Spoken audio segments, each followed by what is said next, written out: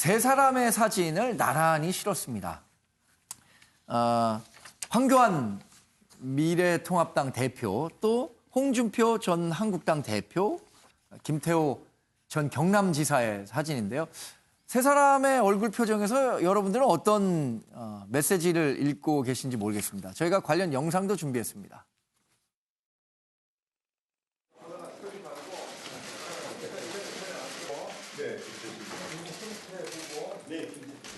종로는 정치 1번지입니다. 청와대 턱 밑에 종로가 있습니다. 국민들께서 놀랄 정도로 이겨내도록 국민들과 함께 할 것입니다.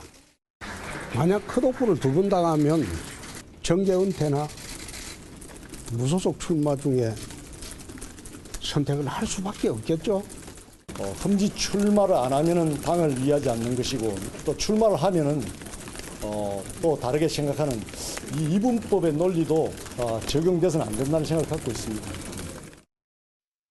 네, 세 사람의 얘기도 함께 들어봤는데 일단 뭐 황교안 대표가 서울 종로에 출마하는 건 기정사실이라고 봐야겠고 두 사람이 관심인데 홍준표 전 대표가 한 얘기가 좀 의미심장합니다. 정계 은퇴하거나 무소속 출마하겠다.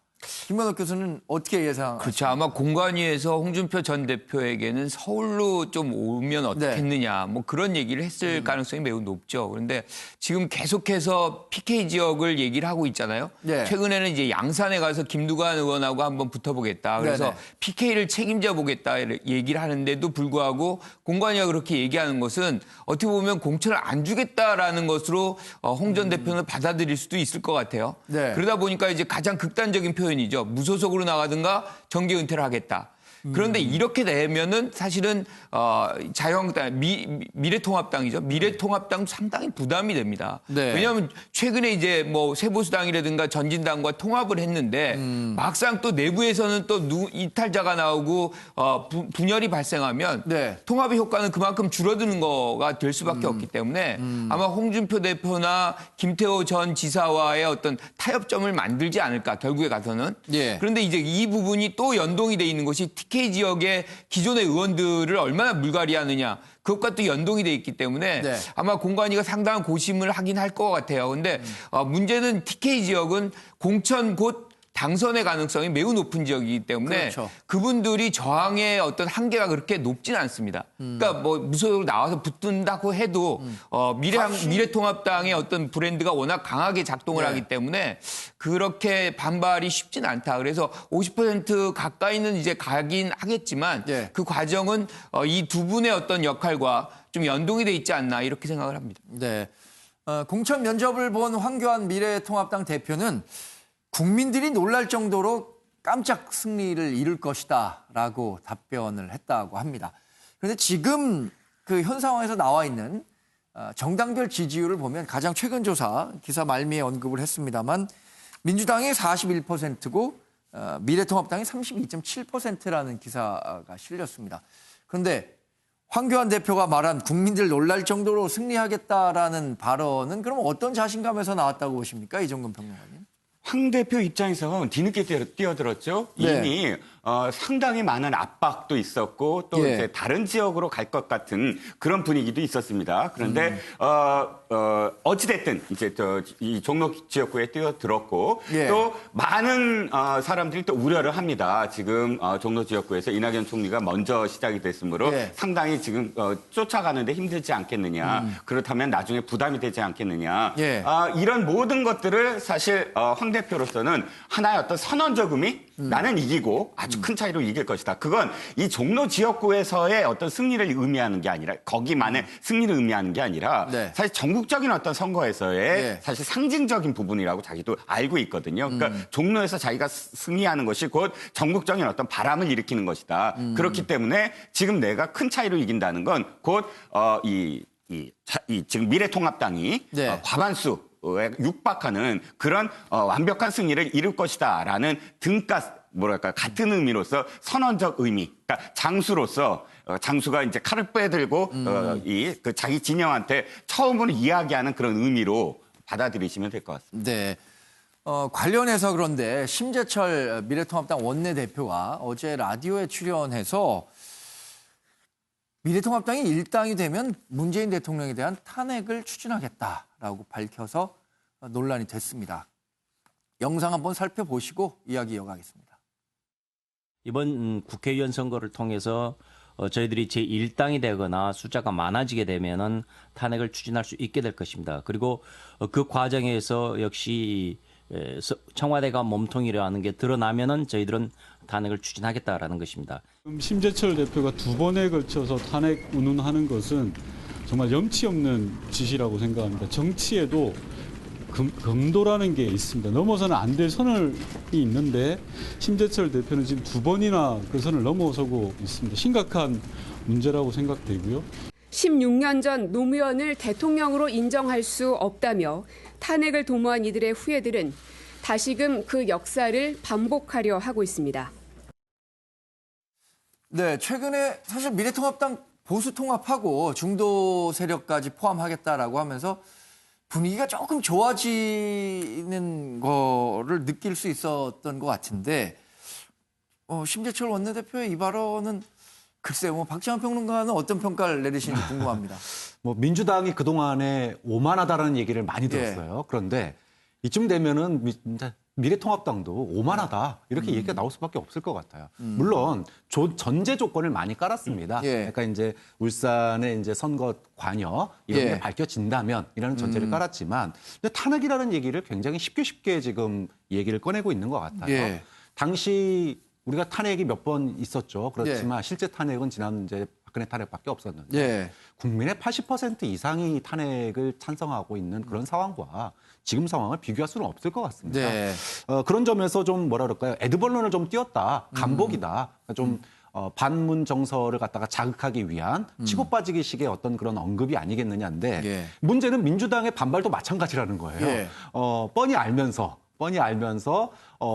일당되면은 미래통합당이 일당되면 탄핵한데 그러니까 우리도 뭉쳐 이런 지금 어떤 대응이거든요. 그래서 지금 이제 미래통합당도 마찬가지고 민주당도 마찬가지고 국민들은 지금 전염병과 이 민생 경제 때문에 힘들어 죽겠는데 정작 국민들은 생각도 안 하고 있는 탄핵을 정치권이 선거에서 이용하기 위해서 한국당도 마찬가지고 민주당도 마찬가지고 탄핵을 언급하는 거는 굉장히 부적절하고 지금은 서로 얘기 꺼낸 그런 상황도 아니라고 봐요. 오히려 역풍을 맞을 가능성이 있다고 봅니다.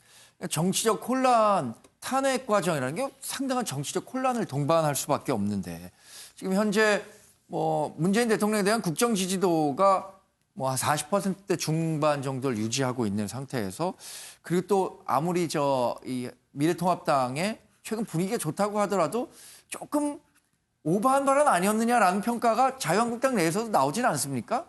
지지층 결집의 효과는 있기는 하겠지만 어쨌든 아직 선거는 중도층의 캐스팅보트가 좌우를 하는 상황이기 때문에 중도층에서는 조금 과하지 않았나라는 생각을 줄 수 있을 것 같습니다. 물론 이제 선거 개입이라든가 하명 수사가 사실을 드러난다면 거기에 대해서 제대로 수사가 이루어지고 있지 않다. 일당에 대해서 특검을 추진하든지 국정조사를 하든지 명명백백하게 밝히겠다 정도로만 갔어도 중도층에게 어필할 수 있었을 텐데 탄핵까지 던지게 되면 지나치게 정치적 공방으로 가는 것이 아니냐라는 우려를 줄 수 있기 때문에 말씀하셨던 것처럼 혼란은 야기하는 것이 아니겠느냐라는 인상을 주게 될 것 같습니다. 또 여당 지지층에게서도 이번 선거에 지면은 정말 또 한 번 저 예전 노무현 전 대통령을 잃었던 것처럼 잃을 수가 있다라는 인식을 줄 수 있기 때문에 가까이 지지층 결집을 확실하게 시켜버리고 중도층으로 하여금 누가 과했느냐라는 판단을 할 수밖에 없기 때문에 그것보다는 이제 명명백백하게 지지를 밝혀내겠다 정도가 좋지 않았나 싶은 아쉬움이 있습니다. 매일경제 8면을 통해서 마지막 정치 소식 한번 살펴보죠. 손학규 바른미래당 대표 사퇴한다. 저 몇 번 들은 것 같습니다. 그런데 결국 사퇴하지 않다가 정말 어제 결국 사퇴했습니다. 그러면서 호남 3당도 24일에 창당하겠다고 얘기를 했는데 글쎄 이렇게 호남 3당이 창당한다고 하더라도 정선에서의 파괴력 있을까요? 그래 크지 않아 보입니다. 일단 개인적으로 이제 손학규 대표의 얘기를 해보면 비운의 정치인이 아닌가. 상당히 유력했던 대선 후보였는데 마지막의 장면이 좀 아쉽게 지금 마무리되고 있다는 그런 생각이 좀 들어서 경기지사를 거치고 당시에 이제 보수당의 유력 대선 후보로 거론될 때까지만 하더라도 누가 보더라도 그때가 아니라도 언젠가는 대통령을 할 사람이다라고 평가를 했었는데 그렇게 말이죠. 평가를 받았던 분이 마무리를 네. 이렇게 좀 아쉽게 하는 상황이 된 것이 진짜로 한국 정치의 좀 아쉬움이 아닌가 이런 생각을 하고요. 호남 3당이 지금 대한신당, 민평당 해가지고 바른미래당에서 합치는데 예. 이분들이 지금 합치는데 명분이라는 것 또는 뭐 지향하는 가치라는 것 예. 그것에 얼마나 국민들이 동의하느냐가 사실은 가장 중요한 관건인데 네. 그 안에 내용이 지금 없다는 것이 이들의 어떤 통합의 한계가 아닌가. 그래서 네. 선거를 위해서 사실은 뭉칠 수밖에 없기 때문에 뭉쳐지는 이런 장면이 이상의 것이 지금 국민들에게 비춰지지 않는 것. 이게 아쉬움이 되는 것이고요. 그래서 만약에 신당을 만든다고 한다면 새로운 어떤 가치와 정책 그리고 인물들을 도입해야만 네. 이번 총선에서 의미 있는 선전을 하지 않을까 이렇게 생각을 합니다. 네. 사실 정당이라는 게 이념적 가치를 같이 하는 뭐 동지들 그 사람들이 모여서 집권을 추구하는 정치 집단인데 3당의 정치 이념이 얼마나 공통점이 있을까에 대한 의문은 여러분들이 많이 제기하는 것 같아요. 네, 그렇습니다.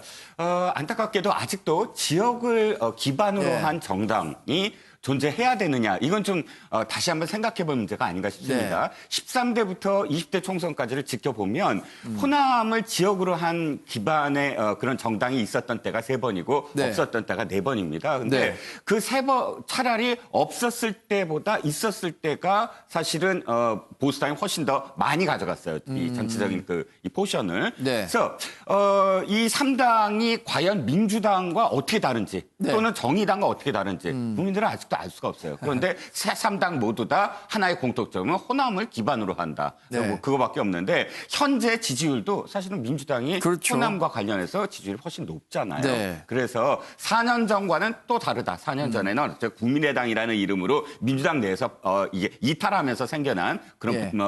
지금 정당이지만 지금은 순수하게 자신들의 어떤 깃발로서 승부를 걸어야 되는데 그 깃발을 교수님 말씀처럼 네. 어떻게 새롭게 다시 깃발을 들 것이냐 이게 관건일 것 같은. 당시에는 또 반문 정서, 이른바 네네, 호남에서의 그렇죠. 반문 정서가 굉장히 높았기 때문에 국민의당이라는 90점을 찾아서 완전히 집결을 할 수 있었던 거고요.